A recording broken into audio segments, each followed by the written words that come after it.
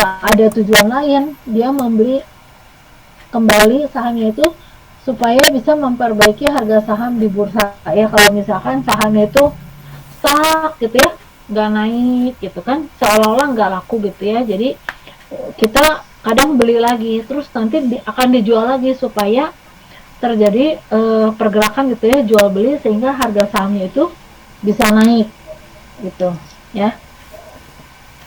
Nah, nilai saham treasury ini mengurangi modal disetor. Harga pembelian menjadi harga pokok, digunakan sebagai dasar perhitungan agio atau disagio jika saham treasury-nya dijual kembali ya. Kita masuk ke contohnya aja. Tanggal 1 Januari, perusahaan membeli 1000 lembar sahamnya sendiri dengan harga $45. Perusahaan beli nih. Kalau beli kan berarti keluar uang, berarti kasnya berkurang. Kas berkurang itu kan di apa ini? Di kredit. Ya, sebesar berapa? Kan 1000 lembar, satu lembarnya 45, jadi 45 kali 1000 itu 45.000 ya. Kas berkurang di kredit 45.000. Nah, buat dibeliin apa sih? Kasnya itu keluar buat dibeliin saham. Saham treasury namanya ya, karena dia mau beli saham dia sendiri. Nah, berapa harganya? Semuanya ya 1000 lembar kali 45. Jadi ayat jurnalnya saham treasury terhadap kas. Ya, kemudian kita lanjut ya. Tanggal 2 Januari, perusahaan menjual 200 lembar saham treasury seharga 60. Jadi ini nyambung ya ceritanya. Tadi kan membeli harganya itu 45. Terus besoknya dia jual lagi keluar 200 lembar, tapi yang dijual enggak semua. Nah, kemudian dijualnya seharga berapa? 60 kan? $60, berarti kita seolah-olah punya keuntungan satu lembarnya itu adalah $15. Nah, ayat jurnalnya kalau terjadi penjualan berarti kan kasnya bertambah karena kita menerima uang. Ya, bertambahnya berapa banyak? Ya ini 200 lembar kali 60. Jadi 12.000. Nah, kemudian pasti ada yang berkurang apanya? Si saham treasury-nya. Sekarang jadi kurang tuh kan, kurang 200 gitu ya. Kurang 200 karena udah dijual. Nah, harga pokoknya sendiri berapa? Kan dia kemarin belinya 45. Jadi 200 dikali $45 itu 9.000. Nah, kemudian kan dia sebetulnya ngejualnya $60, berarti dia punya untung gitu ya, $15. Ya, jadi $15 kali 200 itu adalah 3.000. Jadi di sini modal disetor dari penjualan saham. Yang ini agio ya, yang bawah ini agio. Sampai sini paham nggak? Ada yang mau ditanyakan nggak? Masih bisa ngikutin?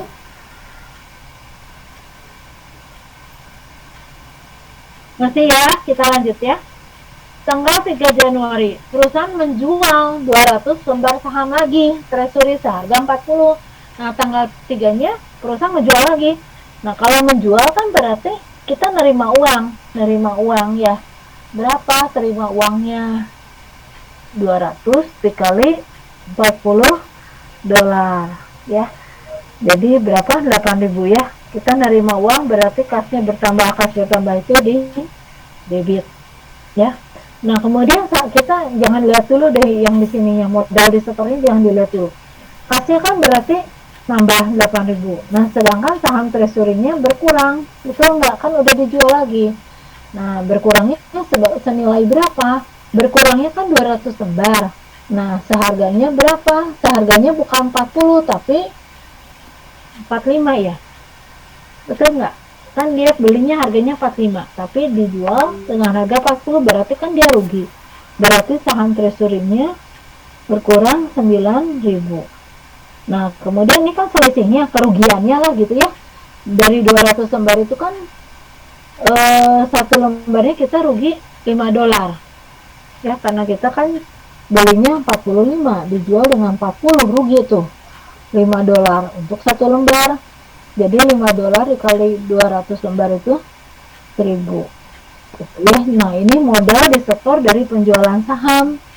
Ini yang disebut dengan disagio gitu ya. Nah, kenapa ini masuk menjadi debit? Karena ya Kalau di agio itu akan mengurangi modal, betul nggak? Kan rugi ya. Kalau mengurangi modal, kalau berkurang jadi apa? Jadi debit. Makanya di sini ditulisnya modal disetor dari penjualan saham. Ya, kalau kalian susah, hafalin aja ini. Kalau terjadi penjualan, ayat jurnalnya ini. Ya, kemudian kalau terjadi penjualan dan agio gitu ya, berarti ayat jurnalnya ini.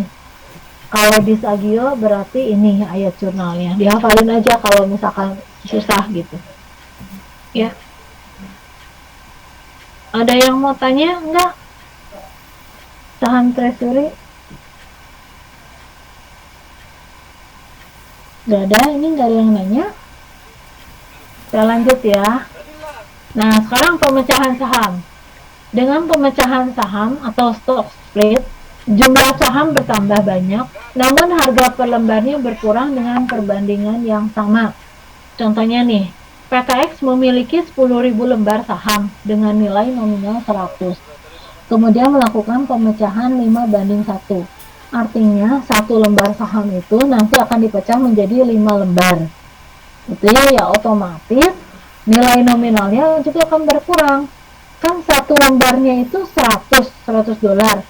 Ini satu lembar dibagi 5, berarti sekarang kita punya 5 lembar ya. Nah, 5 lembar itu satu lembarnya bernilai berapa? 20 gitu. Ya, itu untuk satu lembarnya. Tapi ini kalau ini kan di soalnya 10.000 lembar dan ini dilakukan pemecahan 5:1 gitu. Jelas nggak sampai sini? Ini pemecahan saham, lembar sahamnya semakin banyak tapi nilai nominalnya untuk setiap lembar sahamnya pecahannya itu pasti lebih kecil gitu. Lanjut ya. Sekarang dividen saham. Nah, dividen saham ya, jadi sebetulnya kalau dividen itu ada dua macam ya. Bisa nanti berupa apa?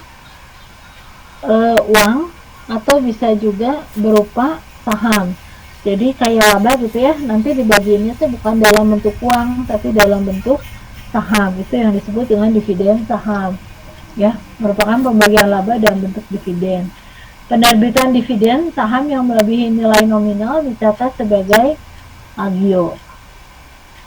Contohnya, sebuah PT nih memiliki 2 juta lembar saham dengan nilai nominalnya 20.000.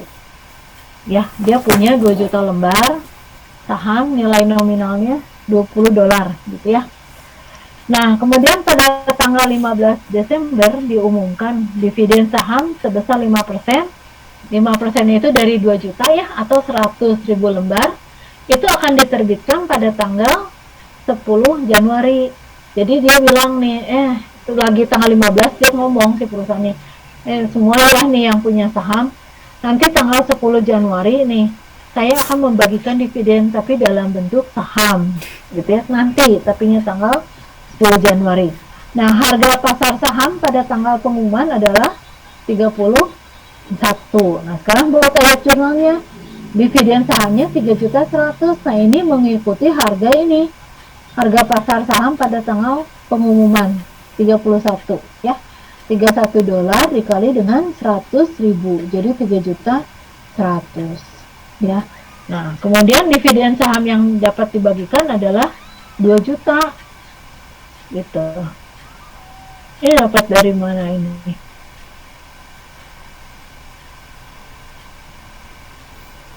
Dapat 2 juta dari mana? Jadi kan ini si dividen saham itu kan mau dibagiin ya. Nanti pada saat pengumuman itu tanggal 31. Nah, sebetulnya kan berarti dia ngambil sahamnya dia gitu ya buat dibagiin. Nah, harga sahamnya sendiri, harga nominalnya adalah 20. Jadi dari ini ya, 100.000 itu dikali 20, jadi 2 juta. Nah, di sini ada agio saham biasa, ini selisihnya 1.100.000 gitu ya. 1.100.000 dapat dari mana ya? Ini harga nominalnya itu kan sebetulnya 20 dolar, tapi pada saat pengumuman naik tuh harganya jadi 31. Jadi selisihnya itu gitu ya, kayak keuntungannya itu kan 11.